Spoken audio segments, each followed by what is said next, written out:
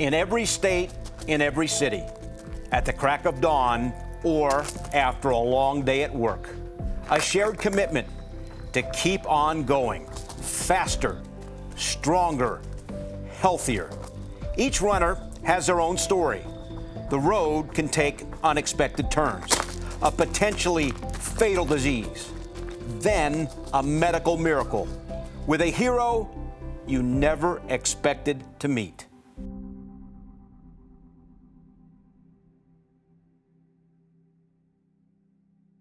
Hi, everyone. I'm Bill Pito from MSG Network. It's so great to have you with us.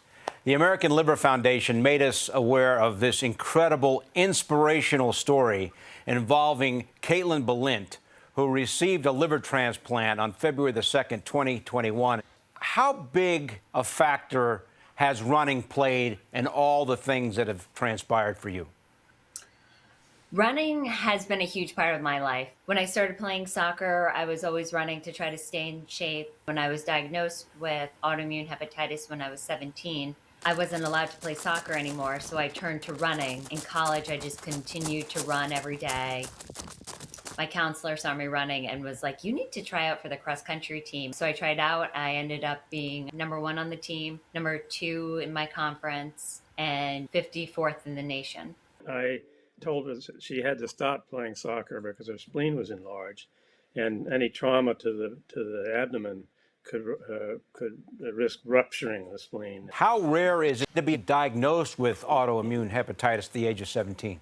It's not a common disease, so it's rare in that sense, but it's not rare in terms of autoimmune hepatitis. Autoimmune hepatitis is basically my body's rejecting my liver. So my own antibodies are attacking the liver and they see it as a foreign object. I was always hopeful that they could control it with medication, but deep down, I kind of always knew I would end up with a transplant.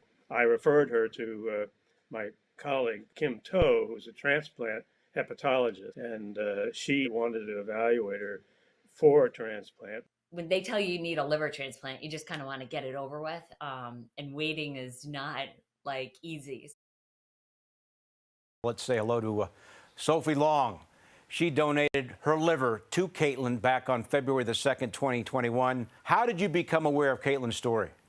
I first saw Caitlin's story when the boss of the running store that I used to work at shared Caitlin's Facebook page. It was just one of those things that I couldn't get out of my head. And I had researched it throughout the day. And then that night I talked to my parents and kind of said, this is the story.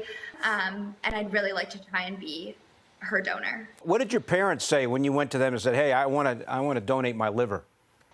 They could tell that I was serious about it and that I wasn't just going to let it go. It wasn't something that they could convince me otherwise. And so I think that they got on board once they kind of really figured that out. I went to the running store. I told my husband I was going to go let Megan, the owner, know my surgery was scheduled, that they found a donor.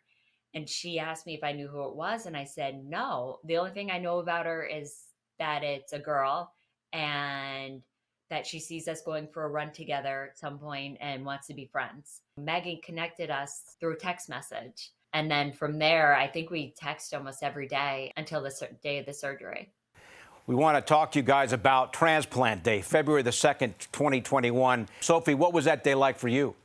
Going into that day to meet Caitlin for the first time in person, everything just was so special, and I felt so at peace going into surgery, trusting everyone in that room and hoping for the very best that Caitlin would like my liver.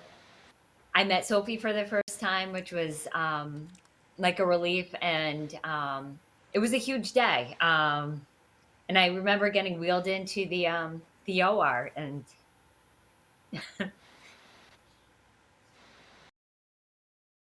I was discharged 6 days later. I think Sophie was 5 days, but so far, so good after that. I'm running now. Caitlin and I ran for the first time May 2nd, so exactly 3 months after the surgery. It wasn't really until June, I think, where I felt more recovered and started training and stuff. Are you aware, doctor, that Sophie and Caitlin plan to run the Boston Marathon together next year? Are you okay with that? I've heard rumors about that. Well, she's irrepressible, and there's nothing I can say or do that is going to change her mind.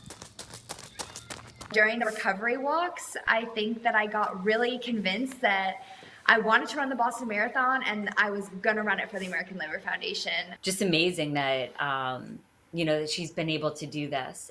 She just had one of the biggest surgeries or riskiest surgeries that's an elective that a person can go through. And here she is running like a 7-minute mile. Come on, Sophie! Come on! Woo!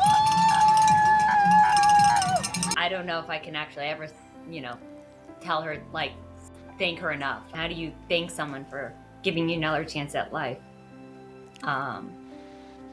It's like I can't thank her enough for everything.